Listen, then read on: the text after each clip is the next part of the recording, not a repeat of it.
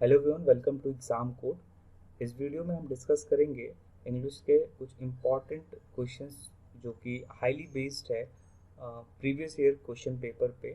और ये क्वेश्चंस बहुत ही इम्पॉर्टेंट हैं क्योंकि ये हर बार पूछे जाते हैं क्वेश्चन में लगभग। और ये किसी न किसी फॉर्म में आपको क्वेश्चन पेपर में देखने को मिल जाएंगे। शुरू करते हैं आज का सेशन।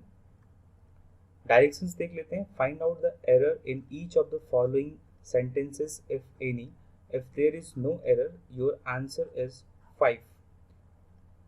कहने का मतलब ये है कि हमें एरर फाइंड आउट करना है। नीचे दिए गए जो क्वेश्चंस हैं उनमें से अगर हमें कोई एरर नहीं मिलता है तो हमारा आंसर जो है वो 5 हो जाएगा। नो एरर वाला उसे हम चूज कर लेंगे अगर कोई एरर नहीं है तो शुरू करते हैं क्वेश्चन नंबर 1 से। It is only after the war is over that people realize how bad it was. तो ये हमारा सेंटेंस है, इसमें हमें फाइंड आउट करना है कि किस पार्ट में एरर है। तो अगर हम इसमें एरर देखें तो इस पार्ट में एरर है पार्ट 2 में। यहाँ पे द वॉर ना होके यहाँ पे होगा अ वॉर। अ वॉर लगाने से ये हो जाएगा इनडेफिनिट, और इनडेफिनिट ही हमें यहाँ पे आर्टिकल लगाना है। द जो है वो आपको पता होना चाहिए ये डेफिनेट आर्टिकल है, यानी कि ये निश्चित किसी वॉर के बारे में बता रहा है जो कि हमें इसमें नहीं लगाना है। तो इसका आंसर क्या हो जाएगा? ये 2 हो जाएगा। दूसरे पार्ट में आंसर है तो दूसरा पार्ट किसमें है? ऑप्शन ए में है। तो इसका आंसर हो जाएगा ए। बढ़ते हैं अगले क्वेश्चन की तरफ। क्वेश्चन नंबर 2 देखते हैं। It is true that I met the Prime Minister at one of my friend's houses. तो ये सेंटेंस है। इस क्वेश्चन में एरर है पार्ट 4 में। पार्ट 4 में क्या एरर है? तो यहाँ पे वन ऑफ के बाद अगर दो नाउन्स आ जाते हैं, जैसे यहाँ पे आप देख सकते हैं, आप फ्रेंड्स भी है और हाउसेस है जो दोनों ही नाउन है। तो अगर इस केस में रूल ये कहता है कि वन ऑफ के बाद अगर दो नाउन आ जाते हैं, नाउन 1 और नाउन 2, तो इस केस में हम अपोस्ट्रोफी एस लगा के नहीं बनाते हैं। हम क्या करते हैं इसमें? हम बनाते हैं ऑफ लगा के सिर्फ। तो ऑफ लगा के क्या बन सकता है इसमें? It is true that I met the prime minister at the house of one of my friends. तो ये यहाँ पे सही हो जाएगा। It is true that I met the prime minister at the house of one of my friends. तो ये यहाँ पे आंसर सही हो जाएगा। तो एरर किस पार्ट में हमें मिला? पार्ट 4 में मिला। तो हमारा आंसर हो जाएगा option B. Option B is our correct answer. Next question देख लेते हैं। Question number 3। It is harmful to take cups full of coffee 5 times a day. ये क्वेश्चन है हमारे पास। तो इसमें हमें फाइंड आउट करना है कि किस पार्ट में एरर है। तो अगर हम दूसरे पार्ट को ध्यान से देखें तो आपको यहाँ पे मिलेगा कप्स फुल। ये एरर है। यहाँ पे एरर है, कप्स फुल नहीं होगा। यहाँ पे जो करेक्ट वर्ड होगा वो होगा कप फुल्स। यानी कि रूल ये कहता है कि जो भी वर्ड एंड होता है फुल से तो उसमें हम एस लगा के उसका प्लूरल फॉर्म बनाते हैं। जैसे हैंडफुल तो ये क्या है? सिंगुलर है।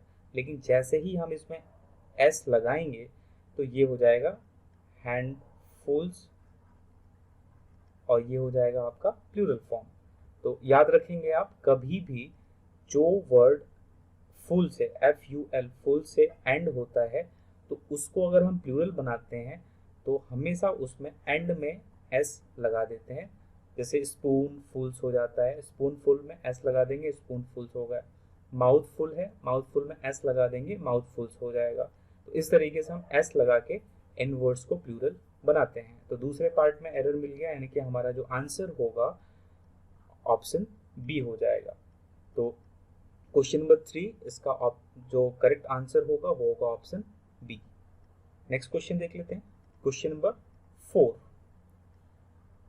Don't talk to her, she always remains in temper these days. तो ये क्वेश्चन है हमारे पास, ये सेंटेंस है, इसमें फाइंड आउट करना है एरर। तो अगर हम पार्ट 3 को ध्यान से देखें तो यहाँ पे लिखा है रिमेन्स इन टेम्पर, तो ये यहाँ पे एरर है, यहाँ पे हमें अ लगा देना है, remains in a temper. Don't talk to her, she always remains in a temper. तो ये एक इडियोमेटिक हो जाएगा और यहाँ पे ये ग्रामेटिकली करेक्ट भी हो जाएगा। तो ये आप देख सकते हैं इडियम की तरह बन जाएगा इन अ टेम्पर, हमेशा हम यूज करते हैं इन अ टेम्पर। तो ये जो फॉर्मेशन है इस सेंटेंस का, स्ट्रक्चर है, वो बिल्कुल करेक्ट है। तो इस क्वेश्चन का जो करेक्ट आंसर हो जाएगा वो होगा ऑप्शन सी, क्योंकि हमें एरर मिला है किस पार्ट में, पार्ट 3 में। तो the answer of this question will be option C. Next question, question number 5, a tons weight is too heavy for anyone to carry on one's head. तो इस क्वेश्चन में हमें देखना है कि एरर है या नहीं है। तो मुझे नहीं लगता इसमें कोई एरर है, इस क्वेश्चन में कोई भी एरर नहीं है। Tons weight is too heavy for anyone to carry on one's head. तो इस क्वेश्चन का जो करेक्ट आंसर होगा वो होगा ऑप्शन ये 5, पार्ट 5। तो पार्ट 5 में एरर है, यानी कि जो हमारा करेक्ट आंसर होगा वो होगा ऑप्शन बी। तो we'll go for option B for this question. बढ़ते हैं अगले क्वेश्चन की तरफ। Question number 6, he said that he always kept in his pocket a bundle of 500 rupees notes। तो ये सेंटेंस है, इस सेंटेंस को अगर हम ध्यान से देखें, इसके फोर्थ पार्ट को, चौथे पार्ट को अगर देखें तो आपको मिलेगा रुपीज नोट्स। तो यहाँ पे देखिए रुपी में भी एस लगा है और नोट्स में भी एस लगा हुआ है, जो कि हमें यहाँ पे नहीं लगाना है, क्योंकि नोट्स जो है यहाँ पे नाउन की तरह एक्ट कर रहा है और नाउन के पहले ये जो ऑफ 500 रुपीज आप देख रहे हैं, ये क्या है, एजेक्टिव यूज हुआ है यहाँ पे, ये एजेक्टिव की तरह यूज किया गया है इसको। तो एजेक्टिव में हम एस नहीं जोड़ेंगे, बिल्कुल हम किस में जोड़ेंगे, नाउन में जोड़ते हैं। तो यहाँ पे नोट्स में हमने एस तो लगा दिया, ये बिल्कुल करेक्ट है, लेकिन जो रुपीज में एस लगा हुआ है ये इनकरेक्ट है।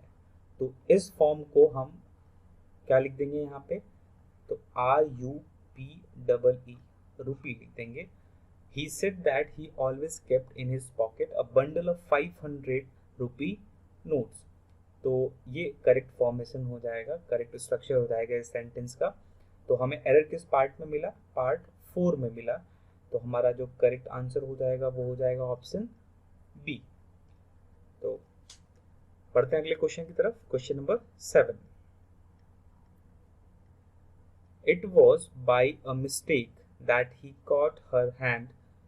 तो ये सेंटेंस है, इस सेंटेंस में आप पार्ट 2 को ध्यान से देखें तो आपको मिलेगा यहाँ पे by a mistake, which is incorrect. यहाँ पे अ नहीं लगाएंगे हम, हमेशा क्या होता है, बाय मिस्टेक होता है। हम इन जनरल में जब बात करते हैं तो हमेशा बोलते हैं it was done by mistake, ये मेरे से गलती से हो गया। तो यहाँ पे अ को हटा देंगे और ये सेंटेंस बिल्कुल ही करेक्ट हो जाएगा। तो हमें एरर किस पार्ट में मिला, पार्ट 2 में। That's why our answer will be option C. We'll go for option C for this question. Next question देखते हैं। Question number 8, the teacher said to us that one ought to work hard in order to attain one goal। यहाँ पे one goal, यहाँ पे error है, one नहीं होगा। यहाँ पे हम जो करेक्ट फॉर्म यूज करते हैं वो होता है वंस, वंस गोल, वंस हैबिट, वंस समथिंग, आप वहाँ पे कुछ भी ऐड कर सकते हैं। तो ये जो करेक्ट फॉर्मेशन होता है वो होता है वंस का। अपॉस्ट्रोफी एस लगा देंगे वन में, ये बिल्कुल ही सही हो जाएगा। तो हमें एरर किस पार्ट में मिला, पार्ट 4 में। That's why our answer will be option B। We'll go for option B for this particular question। Next question की तरफ पढ़ते हैं। Question number 9, His father forbid him to go to cinema late at night। ये sentence है, और अगर हम ध्यान से पार्ट 3 को देखें तो यहाँ पे लिखा है टू सिनेमा, टू सिनेमा नहीं होगा, क्योंकि यहाँ पे हम एक डेफिनेट चीज़ के बारे में बता रहे हैं, एक डेफिनेट प्लेस के बारे में बता रहे हैं। तो यहाँ पे टू द सिनेमा हो जाएगा, टू द सिनेमा हो जाएगा और दिस विल बी करेक्ट। तो ये स्ट्रक्चर जो है बिल्कुल करेक्ट हो जाएगा। उसके फादर ने उसको मना किया सिनेमा जाने से, तो ये द यहाँ पे लगा देंगे, बिल्कुल करेक्ट हो जाएगा। तो हमें एरर किस पार्ट में मिला? पार्ट 3 में। That's why our answer will be option D, we'll go for option D. Next question, question number 10। India's problems are however not so serious and awful as China। तो ये sentence है, और इस sentence में मतलब हम India के problem की तुलना जो है वो किससे कर रहे हैं? चाइना के प्रॉब्लम से कर रहे हैं।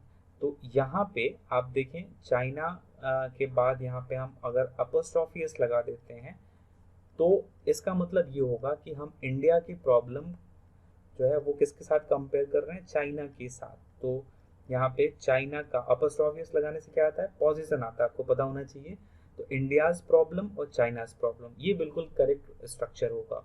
तो इसलिए हम चाइना में क्या करेंगे? अपॉस्ट्रोफी एस लगा देंगे और ये स्ट्रक्चर बिल्कुल ही करेक्ट हो जाएगा। तो हमें एरर किस फॉर्म पार्ट में मिला है? पार्ट 4 में। That's why our answer will be B, we'll go for option B for this question. तो ये था आज का क्वेश्चन इस वीडियो सीरीज का। और वर्ड ऑफ द डे देख लेते हैं। हर वीडियो के एंड में हम बात करेंगे एक वर्ड के बारे में और उसके कुछ सिनोनिम्स देख लेंगे, कुछ एंटोनिम्स देख लेंगे, और जो भी चीज़ें बच जाएंगी आप उसे प्लीज़ कमेंट करिएगा। अगर आपको उसके सिनोनिम्स या एंटोनिम्स आते हैं तो आप प्लीज़ उसे कमेंट करें, कमेंट में लिखें, मैं ज़रूर उसे पढ़ूंगा। तो अगर स्टर्डी की बात करें तो स्टर्डी एक वर्ड है जिसका मतलब क्या होता है? मजबूत, जिसका मतलब होता है, अगर हिंदी में मैं लिखूं तो मजबूत, ठीक है, या फिर हम तगड़ा भी बोलते हैं, तो तगड़ा या मजबूत। तो इसके अगर सिनोनिम्स की बात करें तो सिनोनिम्स क्या क्या हो जाएंगे? इसके सिनोनिम्स अगर देखें तो क्या हो जाएगा? सबसे पहला तो दिमाग में आता है strong, he is a strong man, ठीक है, स्ट्रॉन्ग हो जाएगा। और क्या हो जाएगा? फर्म हो जाएगा, FIRM, फर्म हो जाएगा। और क्या हो जाएगा? स्टेबल हो जाएगा, स्टेबल मतलब जो एक जगह पे टिका है, मजबूत है, ठीक है। और अगर बात करें तो क्या हो जाएगा? मैसी हो जाएगा, MASSY, मैसी हो जाता है। और रोबस्ट हो जाता है, ROBUST, रोबस्ट। और इसके सिनोनिम्स की बात करें तो और क्या हो सकता है? पोटेंट भी हो जाएगा इसका सिनोनिम। तो इतना ही मुझे अब याद आ रहा है। आपको अगर याद आता है तो आप प्लीज़ कमेंट में लिखें। अगर इसके एंटोनिम्स की बात करें तो एंटोनिम्स क्या क्या हो जाएंगे इसके? एक तो एंटोनिम सबसे जो पहला हमारे दिमाग में आएगा वो आएगा वीक का, WEAK, वीक। और क्या हो सकता है? फ्रेजाइल होगा, फ्रेजाइल होगा मतलब कमज़ोर होगा, बिल्कुल। और क्या हो सकता है? फ्लेक्सिबल होगा, फ्लेक्सिबल होगा। और क्या हो सकता है? कंप्रोमाइजिंग हो सकता है, कंप्रोमाइजिंग हो जाएगा। एंड और क्या हो सकता है ये? और एक वर्ड है फ्रेल करके, FRAIL, तो फ्रेल भी इसका जो एंटोनिम है वो हो सकता है। तो ये था इस वर्ड से रिलेटेड कुछ सिनोनिम्स और एंटोनिम्स। अगर आपको और भी याद आते हैं तो प्लीज़ आप कमेंट करें। अगर आपको ये वीडियो पसंद आया तो प्लीज़ इसे लाइक करें और अपने दोस्तों के साथ शेयर करें, और मेरे चैनल को प्लीज़ सब्सक्राइब कर लें। मिलते हैं आपसे नेक्स्ट वीडियो में। Till then take care, bye bye, thanks for watching.